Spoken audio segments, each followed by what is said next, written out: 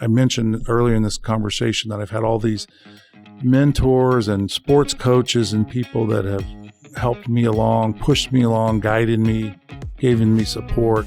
And I want to pay it forward. I want to give back to young and up-and-coming leaders and help them be the best that they can possibly be.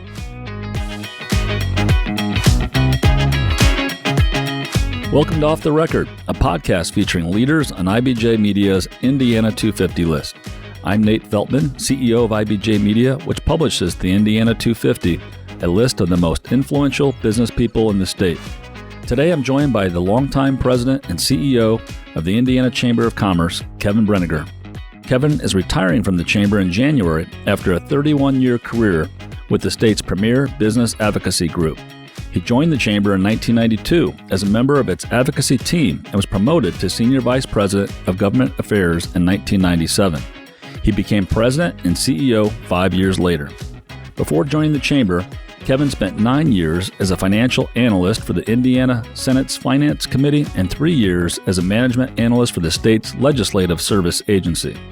As you might have guessed by now, Kevin is a numbers guy. In fact, he's recognized as an expert in the areas of business and property taxation, local government, the state budget, and school finance.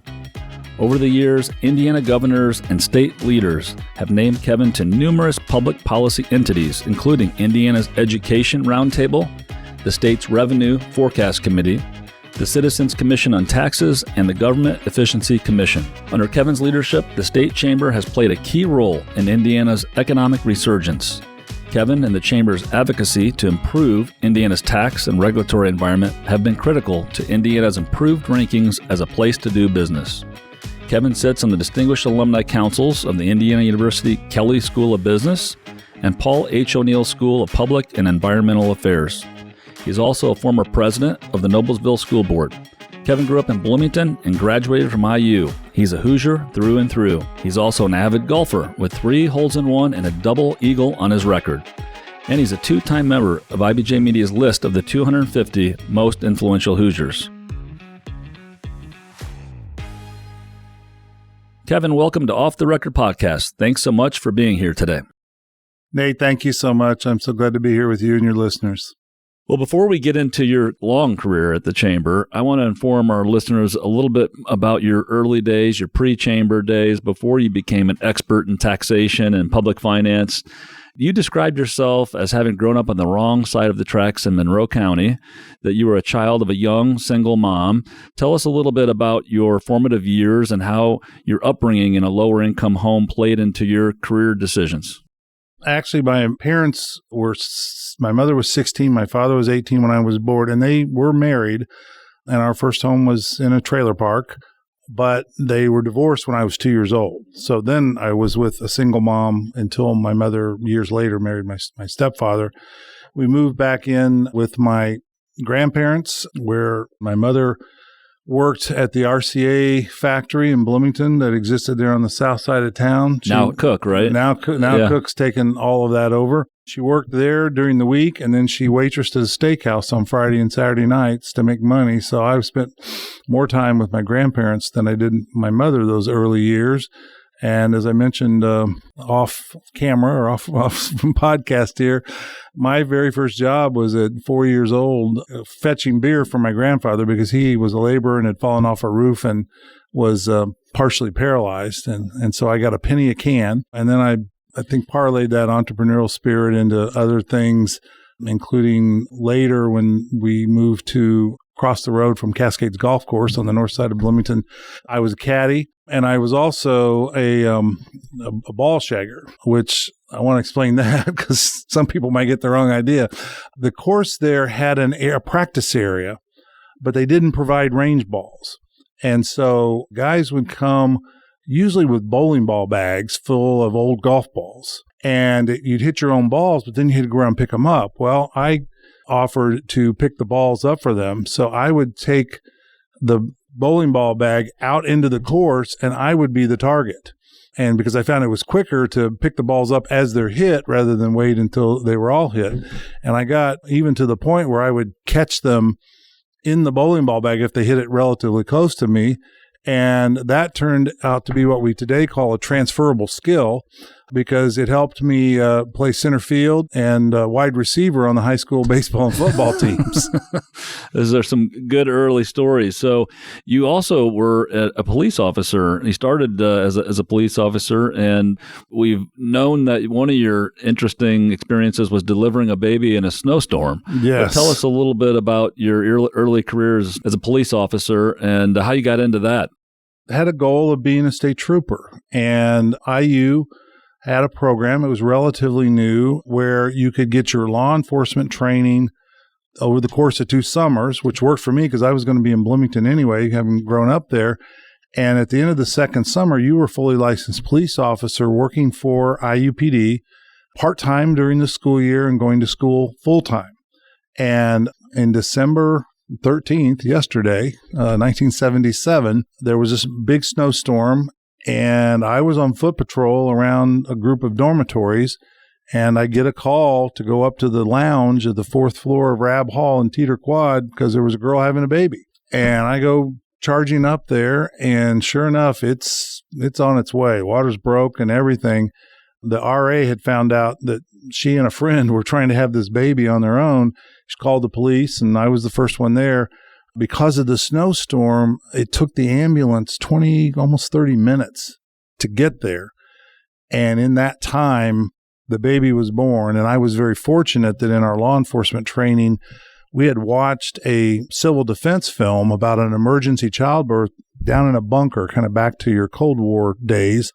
And this couple had agreed to have it, filmed all the way through in all of its glory. I'm guessing there was a doctor off camera, and I was able to flash back to that training film and play coach and catcher, basically, as this young freshman girl who had gotten pregnant the previous spring was having a baby the week before finals.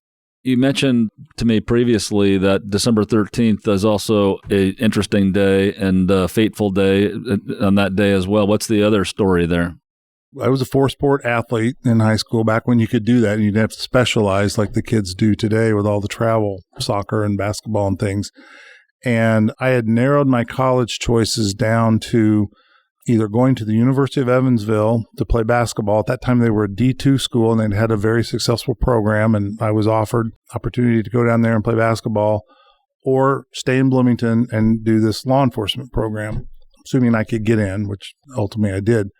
Had I chose to go to the University of Evansville on that same night that I helped deliver the baby, December 13th, 1977, their basketball team took off for an away game, and there was an ice storm and ice over the wings, and the plane crashed and killed all those aboard. And so I think about that every year, and I believe that God wanted me to be there to help that girl with that baby and not be on that plane. But obviously would have changed my life immensely. And then last night we had my retirement celebration from 31 years at the chamber, 22 as president and CEO.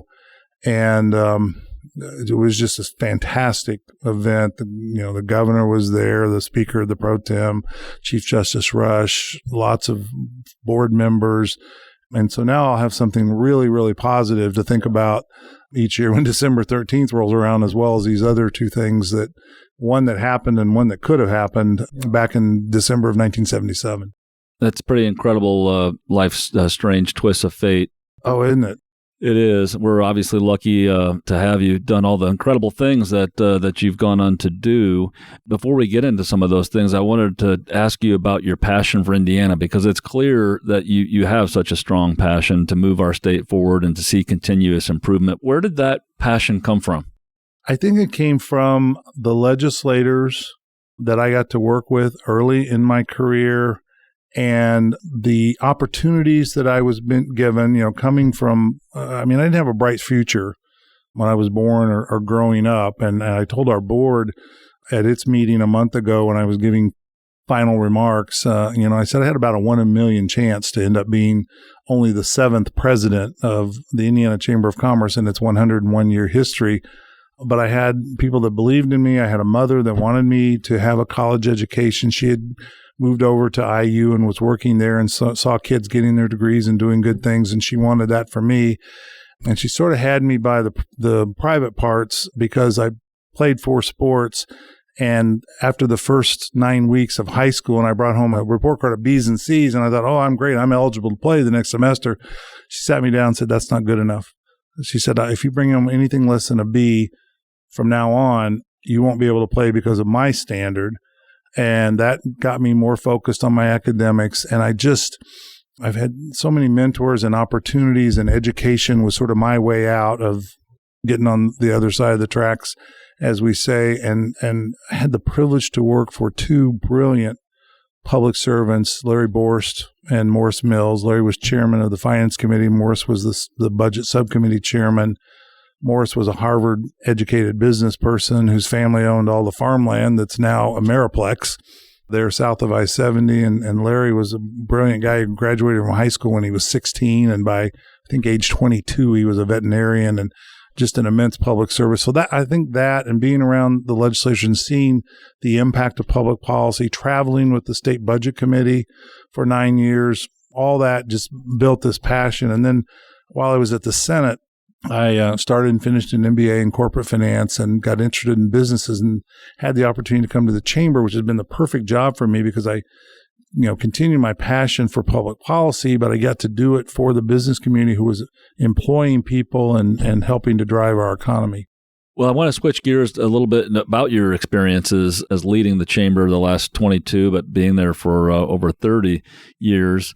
You've seen a lot of changes in that time period in the political climate over the years. At one time, I would venture to say the priorities of the state chamber and the Republicans in the state house were very similar or maybe identical for, I'm sure, some periods. And that, of course, sometimes is still the case today. Oh, yeah. And sometimes the legislature decides to go on a little different way. How, in your view, has interacting with the legislature today changed and different from maybe when you first started at the chamber some 30 years ago?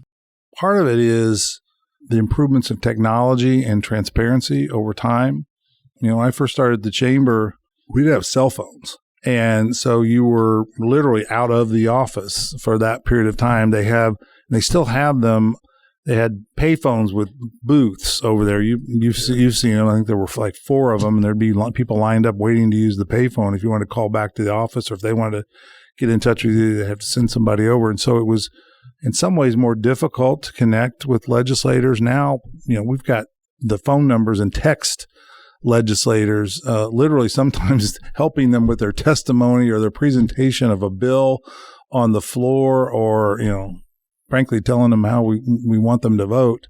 The committee meetings, the floor sessions were not televised or recorded. Now, if you want to go watch last week's committee hearing, you can go look it up on Access Indiana and watch it. So much more technology. And back in the 90s, half the time the House was controlled by the Democrats or it was 50-50 twice. So back then we had to play a lot more defense against what we considered anti-business bills, labor bills, other things. We helped create pro-business majorities in the House and the Senate through our political action group, Indiana Business for Responsive Government, and got a lot done in the early 2000s and after 2010. And then more recently, as you're suggesting, with the supermajorities, they have their own challenges and great problems because to win, the district maps now are so precise, so either absolute Democrat or absolute Republican, that it's sort of carved out the middle, the moderate. And we look for people who are problem solvers, who care about business and jobs and growth in the economy. And we have more legislators that are more interested, as you suggest, in the social issues, who are what I would call ideologues. And they're difficult for the leadership to corral. And it's caused us to have to deal with some issues that aren't blocking and tackling core business issues, but in some cases are issues that our members care about. Things like housing and childcare. We never talked about that. Those things just sort of took care of themselves. But now employers are needing and wanting to help their employees solve those issues so they can get them to come to work every day and do their jobs. That's what I was going to ask you next. You kind of dove into the topic of how some of those issues have changed over the years, like childcare and housing and even healthcare costs, and maybe even getting into anti-discrimination measures. Some of those things have come up, and I'm sure will continue to come up. But those are things that your members care about, and so you're seeing some of those issues that the Chamber ordinarily may not have been involved with. Now you need to be, it sounds like. And part of it is because of our own success. We've taken some of the more core business issues and concerns off the table. We've eliminated the inventory tax. We've eliminated the corporate gross receipts tax. We became the first right-to-work state in the Midwest. We have high-reaching standards and accountability for schools. We've enacted telecommunications deregulation, transportation infrastructure funding, those kind of blocking and tackling things. And now in today's world, those are still important for business decisions on investing in Indiana or growing in Indiana, but they're not as important as they were at the turn of the century because we're in a much more talent-driven economy, and it's about how do we build up talent, how do we attract talent, how do we retain it, how do we help individuals be able to do their jobs with childcare and housing, how do we lift up the workforce participation rate, which is below the national average. And if you break it down by education level, barely 50% of Hoosiers who just have a high school diploma and are of working age are in the workforce. And those that are high school dropouts, 60% of them are not in the workforce. And part of that is because they can't command a wage that's high enough to be able to go to work and pay for childcare. Right. Now the issues are changing.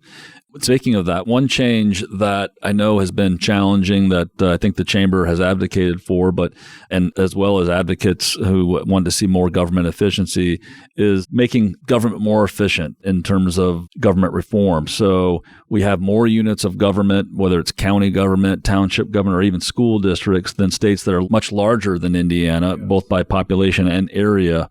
What do you think has to happen to be some progress on that front in terms of government reform? We were all over and part of helping to drive what became known as the Kernan-Shepard Report under Governor Daniels. And there were some of those recommendations accomplished, but in our view, not nearly enough. I mean, we eliminated township assessors and eliminated all those vast disparities that we were getting in the property tax system and some other things. But I'm afraid that, and let me give you my example that I use a lot, and that's comparing Indiana to Florida. Florida is 3 times our population, twice our landmass. Florida has 67 counties. Indiana has 92. We even have arguably too many counties. Florida has 67 school districts, 1 per county. Indiana has 290. And guess what the student enrollment of the smallest school district in Indiana is? Well, I think I read it somewhere. Oh. It's probably in an article that was talking about some of your work, but I remember it being very small. It was under 500, if I remember. 144. Wow. How do you have a school district that small? So, and then Indiana has 1,002 townships. Florida has 0. So they serve a lot more people over a much larger area with much fewer units of government, and that's the case with other states as well. And we know that when we talk about school districts, that 85-90% of those districts have lost enrollment in the last 10 years. So they're not going to grow their way out of this. They're going to become more and more strained as their enrollments decline and they have less dollars per pupil going to those districts to spread over their overhead. And so I'm afraid the answer to your question is things are going to have to become more dire, and they're going to suffer financially, and the children and the people in those communities are going to get poor government services, less educational opportunity, less educational achievement, less economic achievement until it hits a critical phase, and then the policymakers will at some point be forced to do something about it. Can the legislature do this on their own, or is it extra efforts beyond the legislature to take school districts as an example? I mean, is that something the legislature could do if they really wanted to do that in terms of consolidation? Well, they did it back in the late 1950s, early 1960s. We went back then from 900 school districts, almost basically 1 per township, to 300, cut it by 2/3. So Technically you can, but there's got to be enough will. And to date, it's been treated sort of as a third rail of, we can't touch this. But what's interesting, Nate, is every legislator I've talked to about this in the last 5 years agrees we have too many school districts. But there's hardly anyone there, waving the banner or filing a bill to do anything about it. And there are different ways to do this. You don't have to just consolidate the whole district. You can consolidate administration. An example I use is Randolph or Greene County. Randolph County has 25,000 people in the entire county of all ages. They don't need 5 school superintendents. They don't need 5 bus directors and food service directors and all that. That could all be combined. Even if you technically keep the districts, you could do distance learning. You could do STEM centers where the kids go to their regular districts 2 or 3 days a week and then go to the STEM centers so that they have an opportunity to have higher reaching classes that they wouldn't otherwise have access to and don't today. And what's concerning is that over half of our school districts have less than 2,000 students and 20% have less than 1,000 students in all of K through 12. That limits the offerings. It limits the ability to spread overhead. And so you've got lower teacher salary scales and all that. Yeah, it's an opportunity, it seems like, to make a lot of improvement as we think about improving education in general. It seems like an obvious one. Exactly. There's too much money that's not getting into the classroom because of having too many school districts. It'll come someday. I consider it a piece of unfinished business, but I charged up that hill a few times with my team, and it'll happen eventually. Well, speaking of unfinished business, that's one example. What are some other examples that you say, gosh, this is a big opportunity for Indiana going forward that the chamber might advocate for in the future? The whole township thing, which kind of goes along with the too many units of government. Maybe one that I've been thinking about, and I'm not sure if the chamber has ever taken a position on this or not, but, the city of Indianapolis, and it's not just Indianapolis, whether it's South Bend, Evansville, some of the bigger cities, it feels like all of them struggle with how they finance road and repair, maintenance, and improvements. And so the road funding formula has always been a touchy subject as well, kind of like school districts. Is there anything that you think we need to do to be able to better serve our cities in this state that are becoming, of course, more populous and creators of economic development opportunity? How do you think about that one, for example? Well, your question is tied into a bigger issue, which is one of the most important issues that the state needs to address and that the chamber is already deeply involved in. In fact, there was a study committee this summer, and that is the fact that our highway, road, street, interstate funding is predominantly from fuel taxes. There's some registration fees, but every time someone trades in a gas-powered or diesel-powered car and buys an electric vehicle, that's one more person that's not paying to support the road maintenance and road expansion, but yet they're using it and doing damage. So we've got to, and other states are dealing with this as well, we've got to figure out a financing system that isn't, at least not entirely or nearly as much, reliant on fuel taxes, because we've got these vehicles that run on an energy source other than gas and diesel, and say, well, okay, some sort of electricity use tax. But think about this, Nate. In the not too distant future, we're going to have vehicles running on hydrogen. So we've got to figure that out. The logical or illogical solution would be a vehicle's miles traveled tax. We don't care what your fuel source is. It's how heavy is your vehicle and how many miles do you drive in a month or a year, whatever period of time. That requires either a honor system with audits like we have with our income tax system, or it requires some sort of device that collects the information on how far you drove. That's not popular with the citizens. That feels like Big Brother. And when I hear that argument, I say, you have a cell phone? You can be tracked right now, and GPS. And I mean, every time I get in my car here downtown and the phone connects to the Bluetooth in the car, and the first thing that pops up is the route home and how long it projects it's going to take. So that's already happening, but we have to get our citizenry comfortable with that. But that's one of the biggest challenges on the horizon. So the Chamber just released a report entitled Indiana Prosperity 2035, and the report card includes 49 different metrics for comparing Indiana to other states, and it concludes, if I've got my research right, it concludes that Indiana ranks in the top 10 and 7 of the metrics, but the state ranks near the bottom for some, not all, metrics like healthcare costs and entrepreneurism and venture capital. Maybe talk a little bit about the report and things that you think might be generated in terms of thinking about how we're going to improve our competitive position, what some of the reaction might be on that front. Well, let me first distinguish between two different documents. There's our Indiana Prosperity 2035 plan, which we released in August, and it's got the number 35 goals across 6 different pillar areas: education, workforce, quality of place, energy, transportation, etc.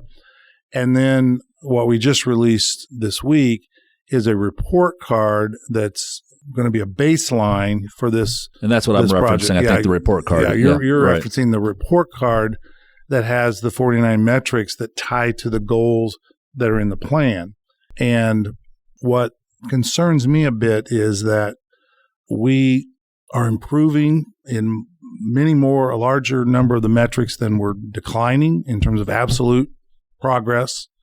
That's encouraging, but our rate of growth relative to the growth of the U.S. average is slower in a larger number of the metrics than it is higher than the average. So we're improving more than we're declining in absolute terms, but we're not improving as fast as other states on many of the metrics. So they're moving faster, and that's not what we want to do. But that's why we produce these report cards, so we know absolutely, and have the data, and then can look at what policies do we need to enact and directions we need to go as a state to improve. And we've used these plans. This is now the third plan. We started the first one 2000 to 2010, the second one 2011 till just recently, and now this is a 2035 time horizon, because we believe that having that as our guiding star, we will help the state get more done than we would otherwise if we didn't. There's a number of people, I remember Governor Bai, as one, used to say, if you don't know where you're going, any road will get you there. And so, it's important to have a guiding star. And I would say this as well, Nate. When we did our second plan, the 2025 plan, we came to the realization that elected officials, as good as they might be, and as much as we might like them, get term limited, like Governor Daniels, Governor Holcomb. They retire, they get defeated, they decide to run for another office, like Senator Braun is doing, and they have short time horizons. And we came to the conclusion that it is the Indiana Chamber of Commerce that needs to take ownership and responsibility for Indiana's economic future. Because even our good friends at IEDC, there's been a lot of turnover since that entity was created. You were in that role for how long? I was there the first 4 years of the IEDC. Okay, right. Well, that's almost longer than most. So, even there, things turn over. But the Chamber's been here for 101 years. I hope that they'll be here 101 more. I don't know that I'll be around to see that. I doubt it. So, we've taken upon ourselves that responsibility and to be, policy leaders and have that long view. And we've accomplished a lot relative to the goals in the first two plans. And I fundamentally believe that we've accomplished more than we would have otherwise as a chamber and as a state. And I believe we will do that again with this 2035 plan, because it's thought-provoking, it's goal-setting, it generates conversation. We've already had a couple phone calls on the report card of people complaining about the metrics, that they make us look bad in one area or another. And I said, the data are what the data are. Yeah, exactly. Well, it's important to keep score, and that's what you're doing, and to relative to our competition. And we do that every other year. So the plan just when we release the plan, it doesn't just have one day splashed and then go up on the shelf, but it's a living, breathing document that we're benchmarking to on a regular basis. Let's take a quick break. This is Off the Record Podcast.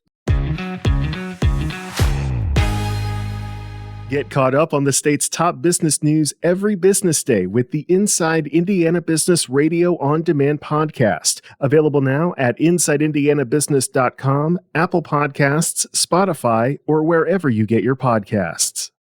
Welcome back to Off the Record Podcast. I'm Nate Feltman, CEO of IBJ Media, and I'm talking with Kevin Brinegar, CEO of the Indiana Chamber of Commerce.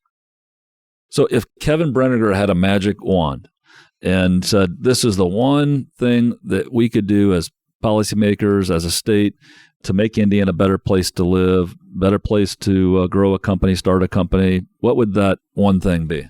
I think sitting here in 2023, it would be find ways to wave my wand and greatly lift up the skills of our adult workforce, because that's related to so many other things. And I mentioned about the talent-driven economy, where business climate, regulatory climate, tax climate, they're still important. And we've checked those boxes. We've got, according to the Tax Foundation, the 9th best business tax climate in the country, and all our other positives that are giving IEDC that great sandbox to go to sell and recruit. And they've put major score on the board, and my hats are off to them.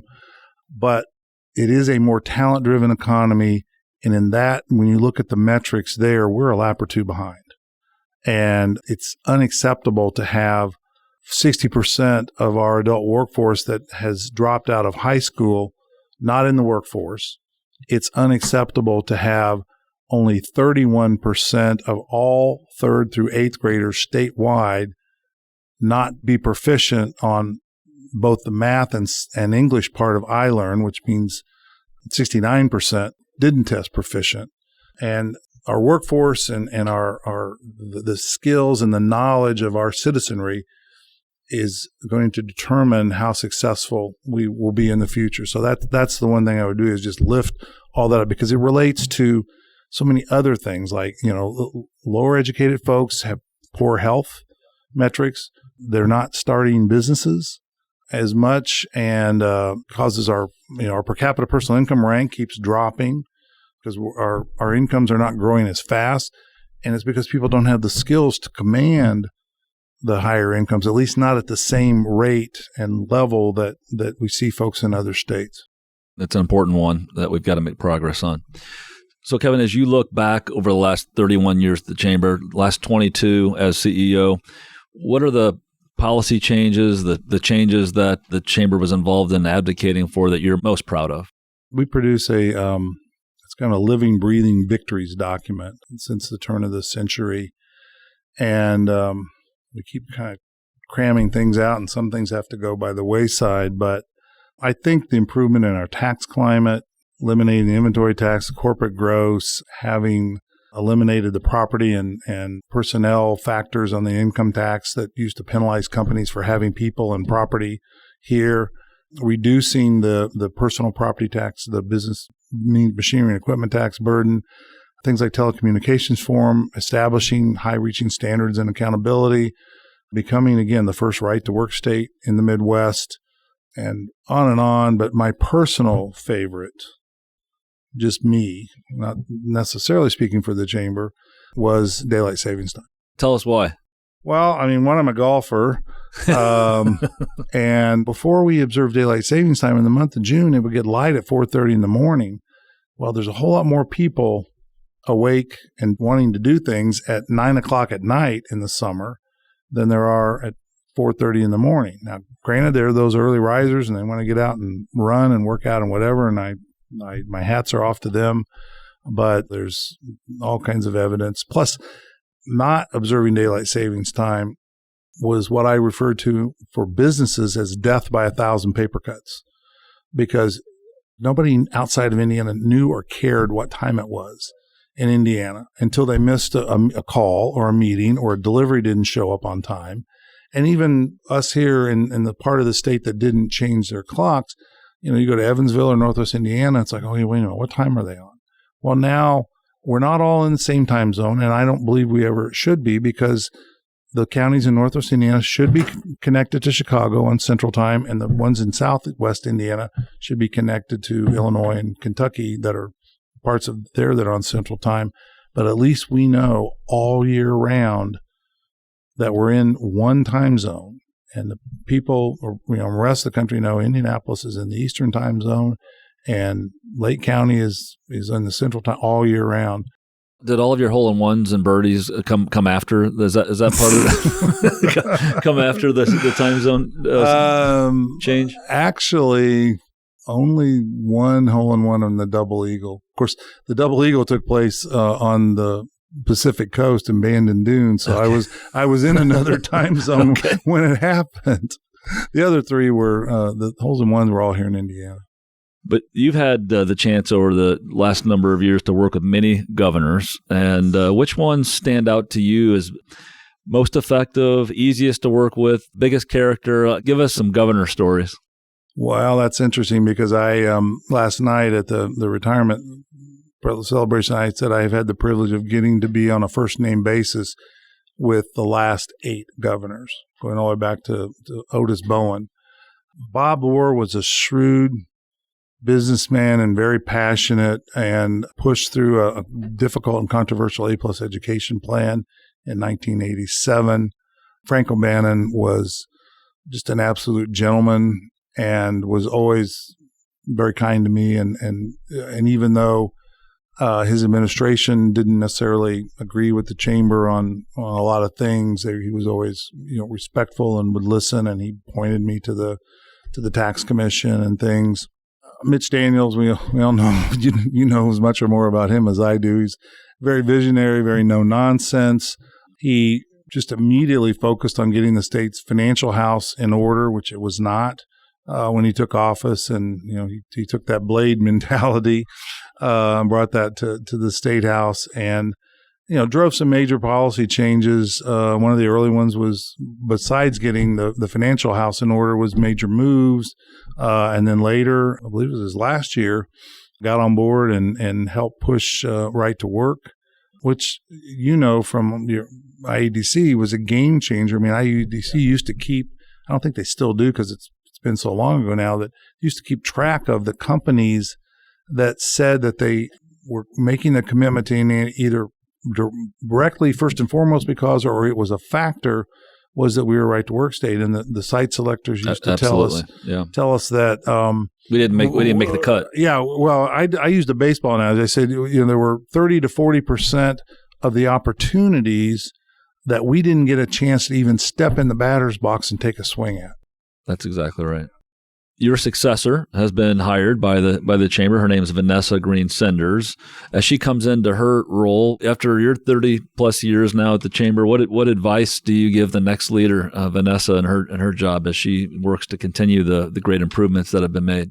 Well, we have spent a lot. In fact, we were together most of the afternoon with our senior management team and then our government affairs team, and we've been meeting regularly. We're going to stay in touch. After I leave, I have a consulting contract to help out. Things I've said to her is this organization, and it was repeated many times last night, has accomplished a lot.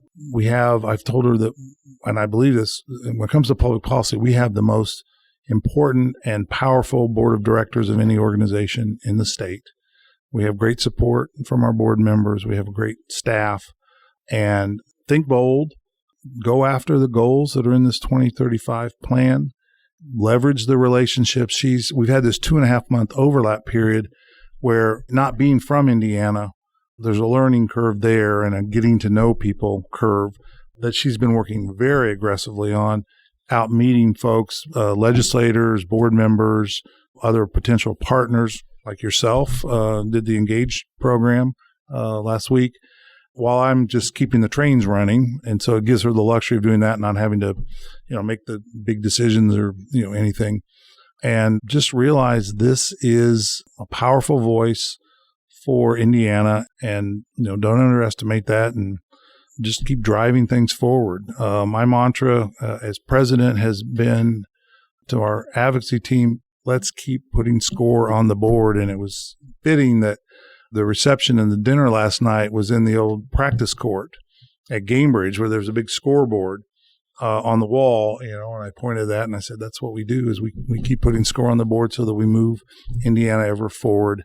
She's full of energy, very strong, advocacy and public policy background, albeit in Washington, D.C., but very well prepared and suited to take the reins. And I'm excited to see how things go with the chamber in the future. I care so deeply about this organization, and I've told them I'm there at a phone call away. So in addition to the being available, like you said, being available when called upon, what other things are you going to pursue? Are you going to play more golf, or are there other things that you haven't had a chance to get to over the last number of decades that you say I'm going to spend more time on? Well, first and foremost, I'm going to spend more time with my wife, who has endured years and years of late nights at the State House and overnight travel around the state and around the country in some cases. We're going to travel together. Both of our children got married this year. Congratulations. So, Kim is impatiently waiting for grandchildren. So we're hoping that's in our future. I'm also connecting with one of our board members who has an HR company, and I'm going to join their team as an adjunct coach. I mentioned earlier in this conversation that I've had all these mentors and sports coaches and people that have helped me along, pushed me along, guided me, given me support, and I want to pay it forward. I want to give back to young and up-and-coming leaders and help them be the best that they can possibly be. So I've been doing, in my spare time, some training to get ready for that and make myself available. I've also told the governor and his folks that, I won't be a registered lobbyist anymore at the end of the year. And, if you've got a commission or a task force or an agency that needs help, I'm so feel well connected. And I didn't mention Eric, and I should have in your governor's question. He's been really good for the business community. He's been a good partner as well as his internal team. And I've told him if there's some way I can help you finish out your second term and put some more score on the board, I'm a phone call away. That's great. I know there's going to be no shortage of. I hope your wife doesn't get mad, because I know people are going to be calling, and it sounds like you already got some ideas. I think she's expecting it, but it'll be managed. And being president of the Indiana Chamber of Commerce it's not governor, it's not a university president, but it's pretty close to 24/7, particularly during session and at other times of the year. So it won't be that, and that'll be an improvement in terms of time that we're able to spend together and the flexibility we'll have to do things. Well, Kevin, we've made it to the off-the-record speed round, where I give you some quick questions, and you hopefully give me some quick replies, and we'll make our way through. So our first question is your favorite movie. I'm going to throw you a curveball and say a movie called Hidalgo. I know it. About the Pony Express pony that raced in the Arabian race, a true story back in from the 1880s, I believe it is, in Frank Hopkins. I like that movie. It's got one of my favorite actors, Omar Sharif, in it as well. Favorite place to vacation? It's rapidly becoming our new home down in Florida.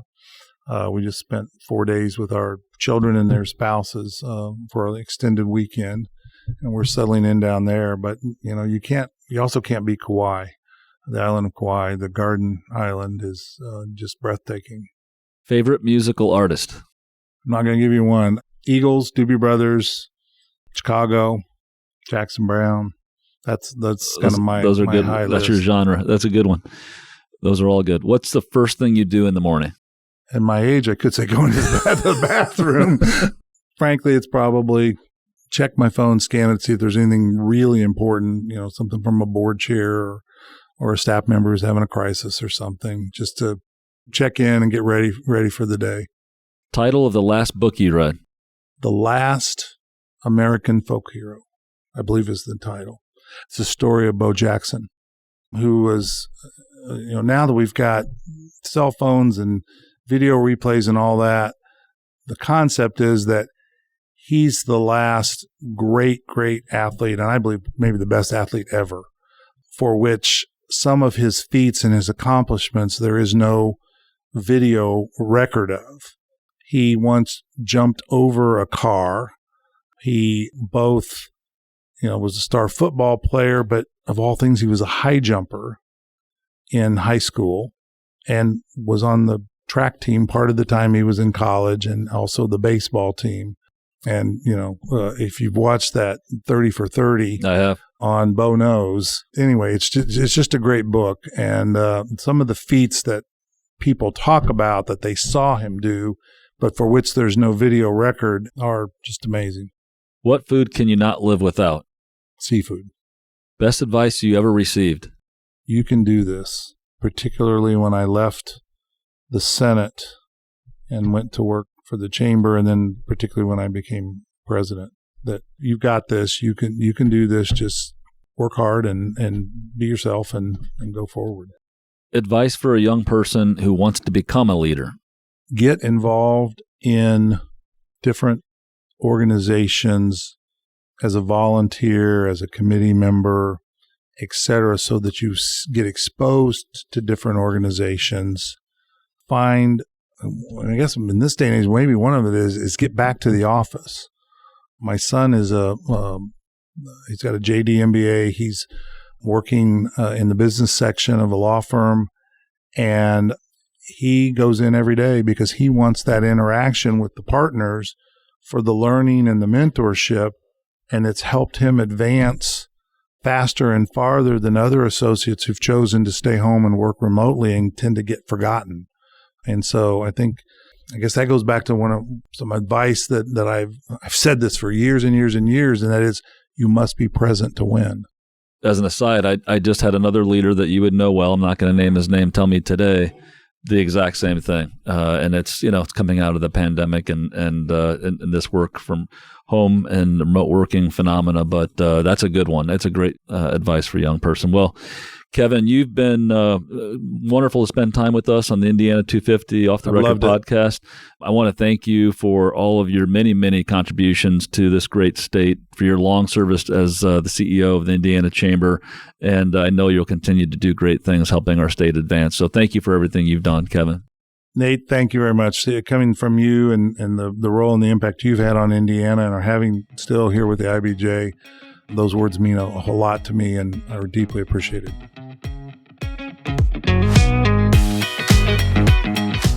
Thanks to Kevin Brinegar, CEO of the Indiana Chamber of Commerce, for our conversation today. To learn more about other leaders on IBJ Media's Indiana 250 list, go to indiana250.com and look for a Page 2 feature each week in IBJ. We'll be back with a new Indiana 250 Off the Record conversation soon.